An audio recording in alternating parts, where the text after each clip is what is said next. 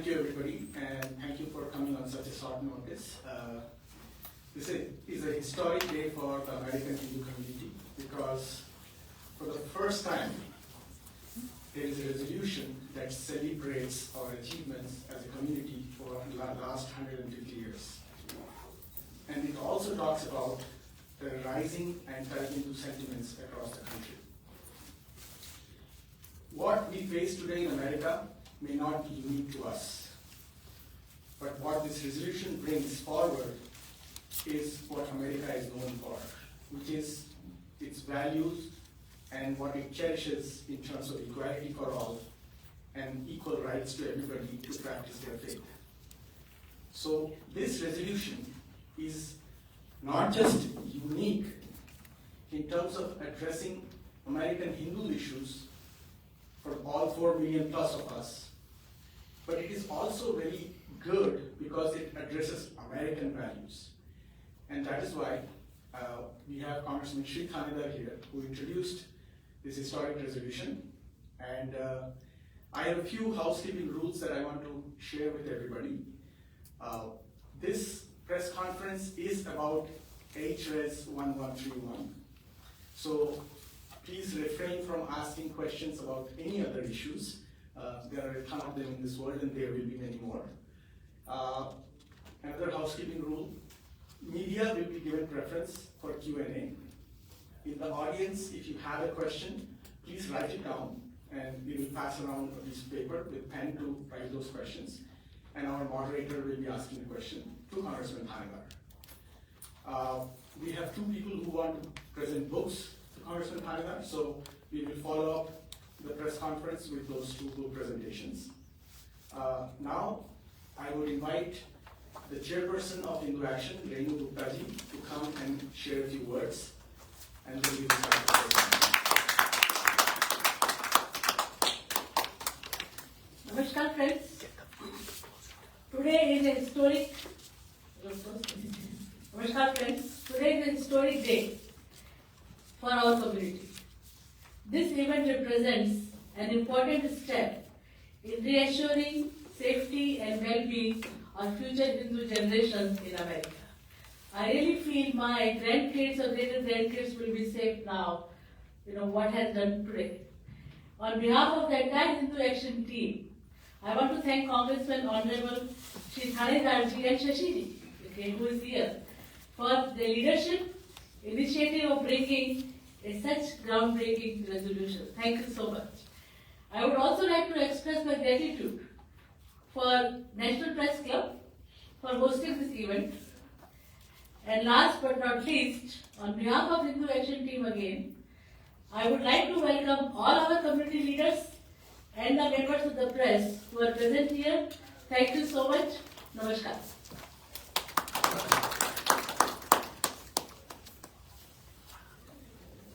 Now I would invite Congressman Shri Thanedar ji to come and just share a few words.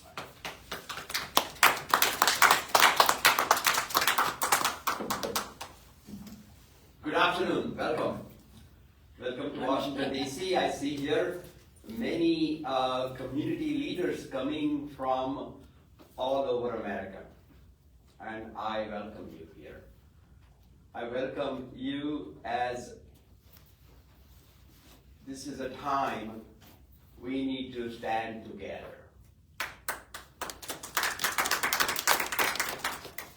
Equality, equal rights, protecting human rights is an American value. So in a greater context, I proudly represent Michigan's 13th Congressional District, which includes the great city of Detroit. And, my community, Detroit, which is a 78% African American community, knows what it is to fight for rights, fight for voting rights, fight against discrimination, racial discrimination, fight against systemic and institutional racism, decades, centuries of discrimination and how that has affected the right to vote, right to obtain housing, right to obtain employment, whether it is financial, bank loans. There's a systemic discrimination my community has experienced for decades, and I'm fighting for the African American community in my district.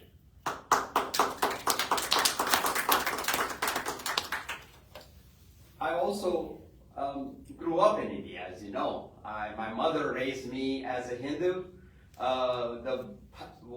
The values my mother gave me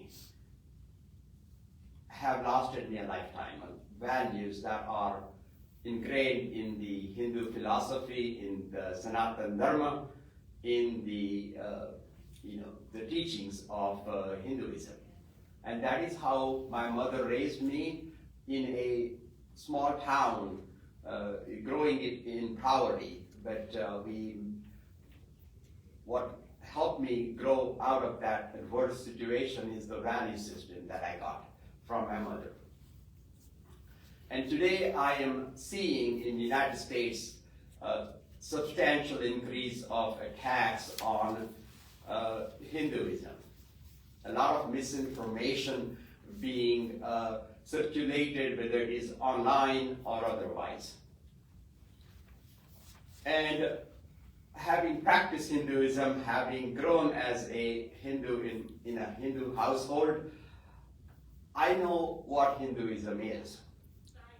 It is a very peaceful religion. It is people who practice their religion in a peaceful manner, in a compassionate manner, and a caring manner. It is not a religion that attacks others. It is not a religion that is aggressive against others. It is a very inclusive religion. It is a very inclusive community. However, this community continues to be misrepresented, misunderstood, sometimes deliberately so. And so I recently joined 4 of my Indian American colleagues to write to the Department of Justice. One of the concerns that we had was that the rising attacks on places of worship. We've seen those happening California, we have seen those happening all the way in New York and all across America. It appears to be a very coordinated effort to attack these places of worship, which has created a lot of fear in the community. And often what we have seen is that the law enforcement, the local law enforcement enters into these investigations, and rarely any suspects have been identified, and that investigation goes nowhere. And what that does is that it leaves the community feeling like nobody cares about them, nobody reports back to them on what's going on. And that means that the community continues to live in fear.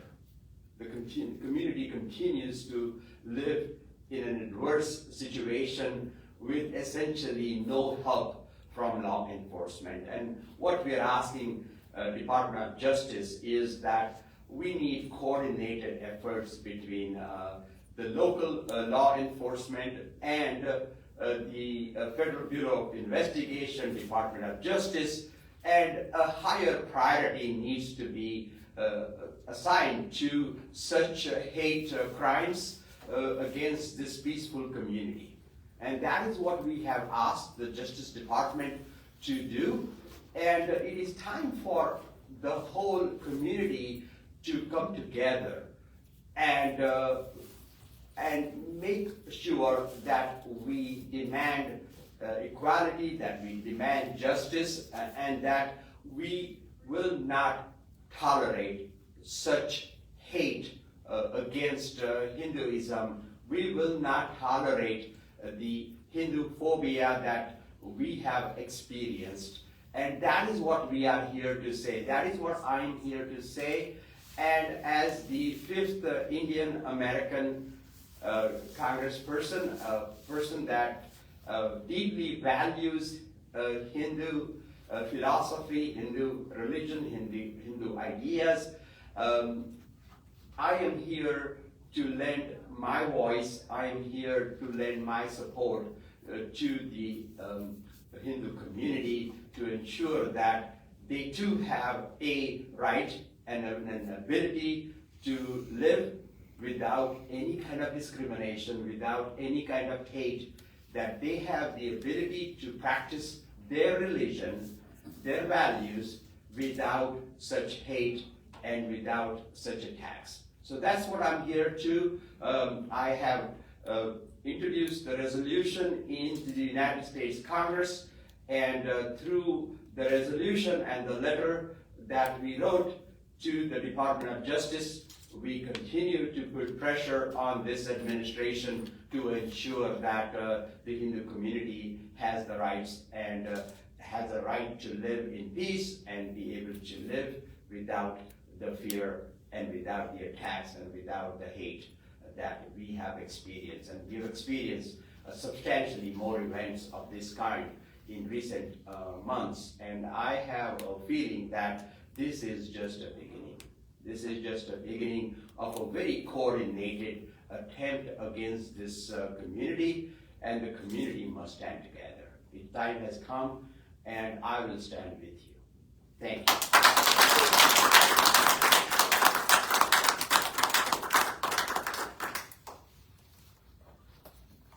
I do have to leave in a few minutes, but I will be happy to take any questions if you have.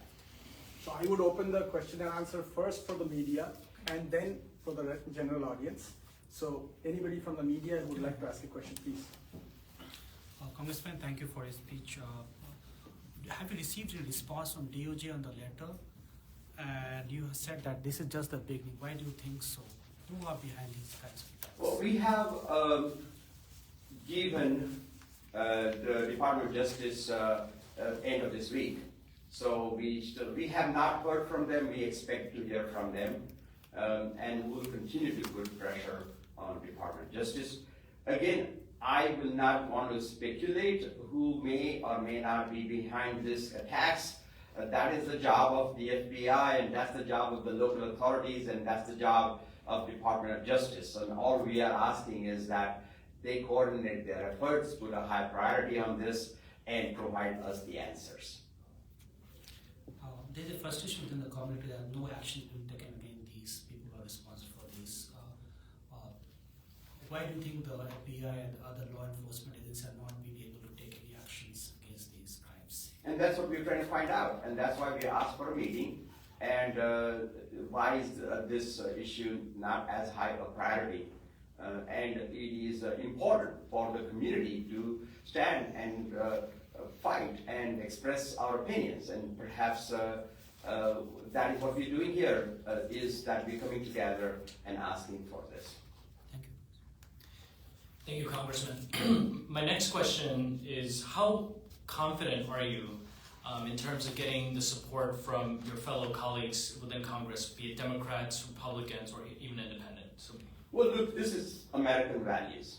Equality is American value. Racial justice is American value. Ability for a person to worship the God he or she wants to worship is American values. Ability to love a person that a person wants to love and live, have a relationship with, these are American values. And every American, this is not a Hindu issue, this is not an Indian American issue. This is an issue about fairness and equality, and this is an American issue. And I expect every colleague of mine across the aisle to join me in these efforts. Congressman, quick question. So what would you say to those who say there is no Hinduphobia, there is no Hinduism? You've seen conversations around that too. What would be your message to those who deny the existence of Hinduphobia? Well, there are dozens of instances. I will be able to help you with, as many of the Hindu organizations will give you dozens of listings. So, there are hate against Sikhs who wear the turbans in schools. So there is hate against children of Indian origin. There is, we have pictures and videos of graffiti and destroying of Hindu places of worship. There is, we have an embassy, Indian embassy being burnt, attempted burnt in California. So what more proof do you need? There are plenty of instances, and those who still close their eyes and not able to see that will be happy to give dozens of incidences that have happened recently and in the past. Any work? Yes. Please state your name and. Thank you for doing this. My name is Dr. Satyamurthy. I'm a pathologist from Maryland, and I was lucky enough to be able to attend this. I have two daughters, one is in high school, the other one is working in Boston. She lives alone. My question for you is, how can we bring the awareness to our children, especially the Hindu children, to know about the values that we practice every single day, that we are a peaceful and contributory community here. We are leaders in the society. How to educate our children to be able to defend themselves when they are faced with not actual violence, but also microaggression and milder forms of violence. Thank you for that question. And the Hindu American community, like many immigrant communities, have contributed substantially to the success. We are a nation of immigrants, and many of the immigrants who have come here, they have excelled in the field of education and business and medicine and healthcare and multiple different areas. And the contribution of the immigrants is immense. At the same time,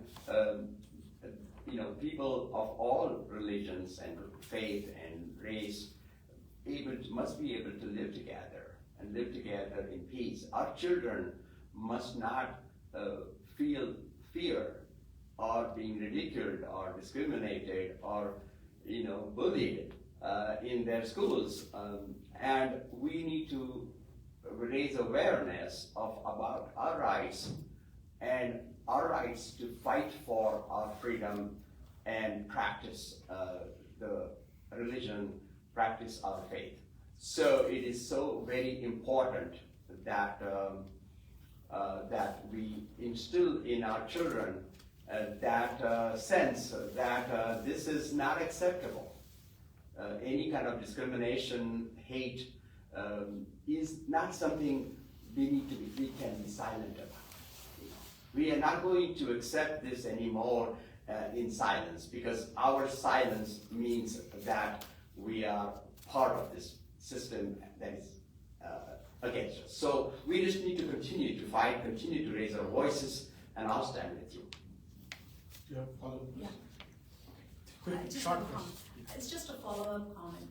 Can we increase the education that's provided, regarding this topic? Bring more awareness to our children and bring it in the school curriculum. That was basically. Yeah, absolutely. Anything from the critical race theory to about Hinduism, there is an attempt to not talk about some issues in the schools. There's issues of banning books and not teaching our children about the history or about religions, or giving them wrong information. Some of the curriculum that I've seen has references about Hinduism, for example, that are downright wrong and biased, right? And so when either we do not educate our children the right things, or we keep banned books, or we keep them from getting the knowledge, the information they need, the African American community has suffered the same way, like the Tulsa massacre. So few of the children know about it. People don't know about the past, and it is deliberately kept away from our school curriculum, and or misinformation has been fed, and we need to fight that, because that's where If we don't teach our children about the mistakes that have been done historically in the past, then there is a likelihood of those mistakes being repeated. And therefore, that is the reason why our curriculum needs to be, our teachers need to be able to freely teach the truth as opposed to be shut down by people afraid to talk about the truth of the past. Congressman, my name is Mukund Kutte. I come from Philadelphia, representing the Hindu community from Greater Philadelphia region. A lot of security grants have been provided to Hindu temples or all the places of worship, and many lawmakers feel that that's good enough.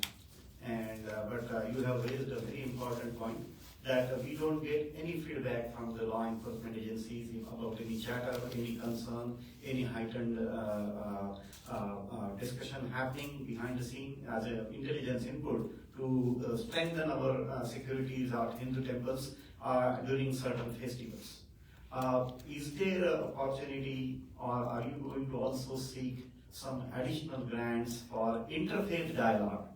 Many Hindu temples are not equipped to participate and they are not included in many interfaith panels across the country. So the interfaith dialogue, if that happens, and if there are some funds available through federal government like the security grants, that would be wonderful, and then a lot of temples can add to use those grants to increase the mutual awareness about the Hindu values. Thank you. A good point, Mukundji, and thank you for all the work that you've done in Philadelphia.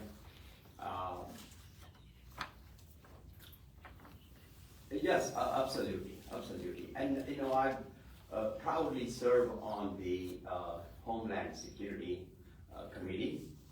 As you know, I came as a student here when I was 24 years old, and my student visa was denied 4 times before it got finally approved. And so I know firsthand the broken immigration system, and so I'm delighted to work on fixing our broken immigration system, working through Homeland Security. But one of the good things that has come out of the Homeland Security is those security grants for places of worship. We've seen not only attacks on Hindu places of worship, we've seen attacks on synagogues. And we recently, we've been encouraging places of worship to take advantage of the federal program to get the grants. So you can reach out to my office, thanedar.house.gov, if you need help in securing those funds. But every religious or institute, every place of worship should take advantage of that. In fact, at the synagogue in Detroit, we were able to get grants, not only to put very sophisticated security systems, but they're also able to get grants to put security guards when they have events happening that are of particularly concerning. So we just approved. They just got a grant of $150,000 that they can put security guards in there, in addition to a very sophisticated camera system and security system. And so every place of worship should try to reach out and try to get this. It's important that we safeguard our institutions. At the same time, I want the Department of Justice, Federal Bureau of Investigation, and the local authorities to put high priorities on this. Thank you, Shriji, for introducing this important resolution, HR 1131. My name is Geeta Sikkan, and I'm Director of Communications for Americans for Hindus. And my question is that how do we work with the mainstream media that has, one, refused to engage with Hindus regarding Hinduphobia concerns, two, distinctly inhospitable to the airing of criticisms of its anti-Hindu hate articles, and finally, a deafening silence on the fact that nothing is written about Hindus by authentic Hindu scholars. Could you address that, please? I understand. And again, there is clearly a bias in the media that we see, a lot of misinformation, a lot of bias. And unfortunately, the people who are deliberating, spreading those rumors and misinformation are working harder than those that need to correct it. So I think what this tells us is that we as a community need to be more vocal. We need to be through op-eds, through events. I was recently in California where the Jewish organization held a large rally with 10,000 people addressing anti-Semitism, for example. So really, it all depends on how much the community is willing to come together, how much the community is going to stand together to fight this. If we see that this is not my problem, I'm just going to live my life and not worry about it, then not much is going to happen. So we all need to understand that we owe certain thing to our community. We owe it to our community to be able to, that we have goals. We have to raise, everybody is concerned about their own job, their own career, raising their family. All of those are important things, but we also owe something to our community. And one of the reasons why I decided to, give up my very lucrative business and enter into politics is because I felt I have an obligation to give back to this country that gave me so much. And we all need to have that civic responsibility, and all of us have that obligation to accomplish that. So that is what I would urge the community. I can't do it alone here. We need the community to be together and engaged and active and be passionate about protecting these rights. Congressman, Yes. You mentioned in the resolution a paragraph about Dr. King. Can you explain your thoughts on that? And also, many of the attacks on Hindu houses of worship and against Hindu persons in the U.S.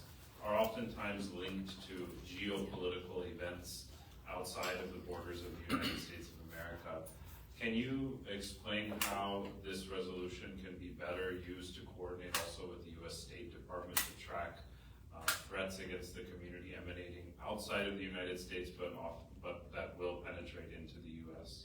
Absolutely, and again, I want to acknowledge Jay here and his help. He has been amazingly helpful to me in drafting this resolution, and he's been very helpful to me in coordinating, organizing some of these issues. So yes, we need to continue to. Dr. Martin Luther King is my hero.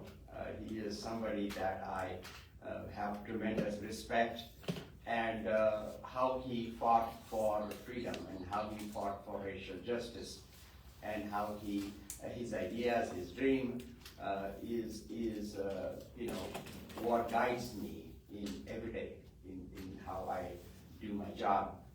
And he said about injustice to anyone is injustice to all of us. And he also talked about don't judge me by the color of my skin, judge me by my character. And these are the teachings. And he was very influenced by Mahatma Gandhi. And Mahatma Gandhi's teaching and his principles were a guiding force for Dr. King. And so these two communities go a long way, and that is the link between the African American community and the Indian American community, and how Dr. King spoke so highly of his mentor or his somebody that he respected. So we need to again continue to raise awareness, continue to not, and if we take the leadership and if we come together, you know, the more of us come together is our strength, and only that strength is going to help us get justice. Only that strength of us being together. This community has not been politically active in the past, have not been, have not been very vocal about the discrimination, and I'm starting to see an awakening among the community. But this has to happen on a much grander scale for us to be able to demand fairness and able to demand justice for the community. So I'm really encouraged by the community coming together. Many organizations are here today representing the Hindu community, and we need to just continue to do that. And we need to continue to do that in a much larger scale. Congressperson, I am Priya Shah, a persecuted Hindu from Bangladesh, living in Washington DC area. So my question is, as America is upholding not only the American human rights, they are working for across the world to uphold all people human rights. And in Bangladesh and Pakistan, during the partition, our population was 30% Hindu in Bangladesh. Now it's come down less than 8%. And at the same in the Pakistan, it was 25%. Now it's come down around 2%. So is there any way to ask this government, the Bangladesh government, why is there Hindu people, what they're doing, and what's their next plan to keep this percentage what they have and make a situation where this community can grow, survive better way and can grow, and how they are planning to protect the religion minority community, the indigenous people, the Christian and Buddhist, the Hindu community in Bangladesh and Pakistan and Afghanistan, as I know are better than me. So this is my humble question as a congressperson, how you can help our community in Bangladesh to survive and thrive. Thank you. Thank you. Thank you for your concern.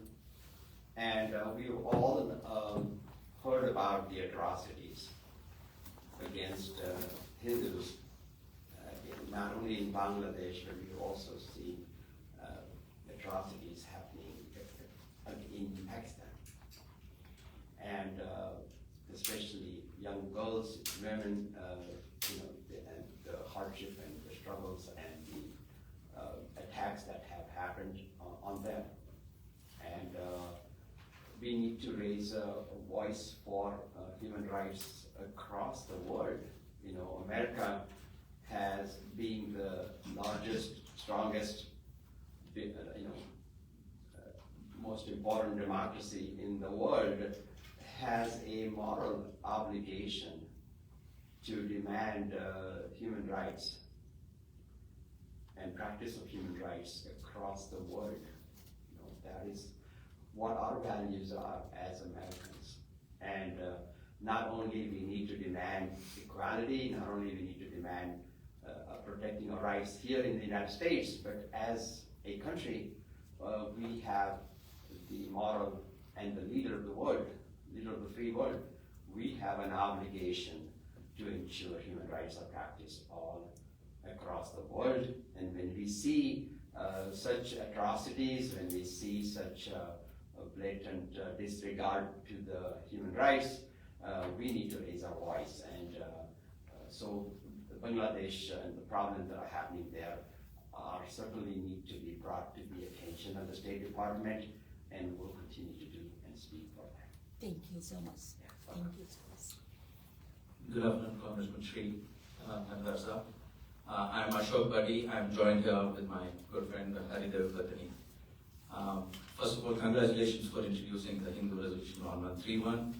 And we feel proud that we come from the state that you belong to, and we feel proud that you are the first congressman from the state of Michigan, of Indian origin, first congressman of Indian origin from the state of Michigan.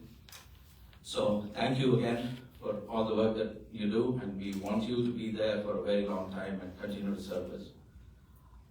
Having said that, the question is, well, we have introduced this resolution is passed, what are the next steps, and what can we as Hindu Americans do to help further the cause? What is the next logical step?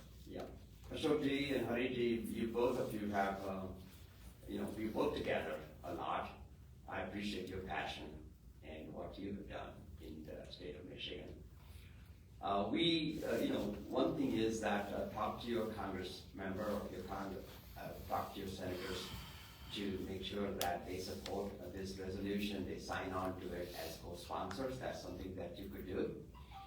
And, we just need to continue to raise awareness in the United States Congress about this. But I do appreciate the Michigan community, my hometown, and I'm just proud to be the first Indian American from the state of Michigan in the United States Congress, and I'll continue to work with all of you. Thank you. Maybe you can take one or two more and then, yeah. Shri, well, it's nice working with you in the past, and hope to be working with you. One question, a lot of universities, like a teacher, a professor, or a guru, that we kind of respect and believe them, if they are taking stands against Hinduism, calling dismantle Hinduism and all this other stuff. There are a lot of Indian students who are no longer want to identify themselves as Hindus, because those are the professors who would grade them, those are the ones who would give them recommendation letters, so now they are afraid to even identify themselves as Hindus.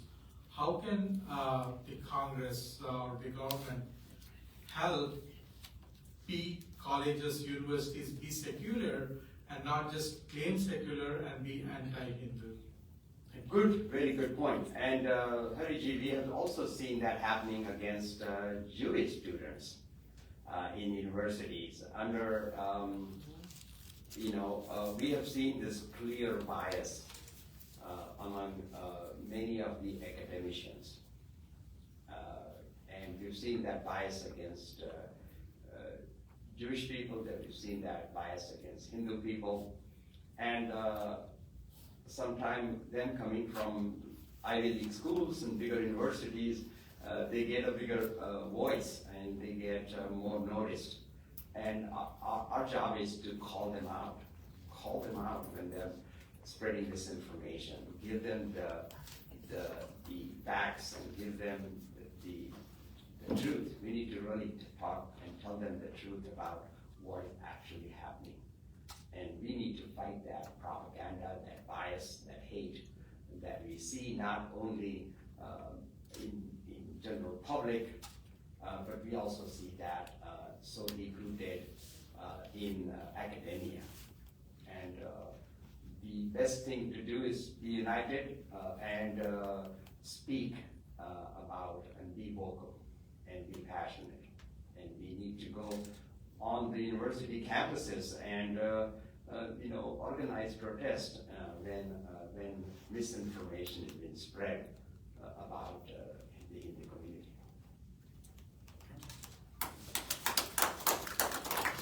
All right. Is there any more questions anybody would like to ask? Thank you so much. Thank you so much. We have two presentations to be given. First, I would invite Vijay Sazavuti to give the book, and then I will. I am Vijay Sazavuti. Yeah. I've met you, sir, before. Let me just 40-second background. Want to just come in the center? Please come to the center, please. Nearly over 100 years back, a Spanish-American philosopher, Corte Saldana, said, "Those who forget the past are condemned to repeat it." And we have essentially a situation of Hindus as a minority in the largest democracy here. We have Hindus as a minority in one region, back in the largest democracy in the world. And they did face things that we have not seen here, and hopefully we'll never see here. And this book is actually a record of what happened to a Hindu minority in the largest democracy in the world. So things can go bad if we think that democracies protect everybody. You have to work hard to do that. And Congressman, it's my pleasure to give you this book, and let me read you what I've said in the front for you, sir. I'm saying to Dr. Shri Thanedar for his outstanding work for the Hindus of our beloved country, the USA. Thank you, sir, and accept this book as a small token of gratitude.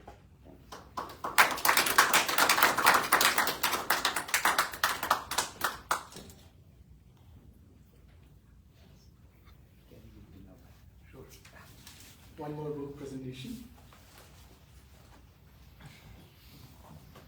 Thank you so much. My name is Dr. Satyamurthy. I am a chair of pathology at the Northwest Hospital in Brandon, London.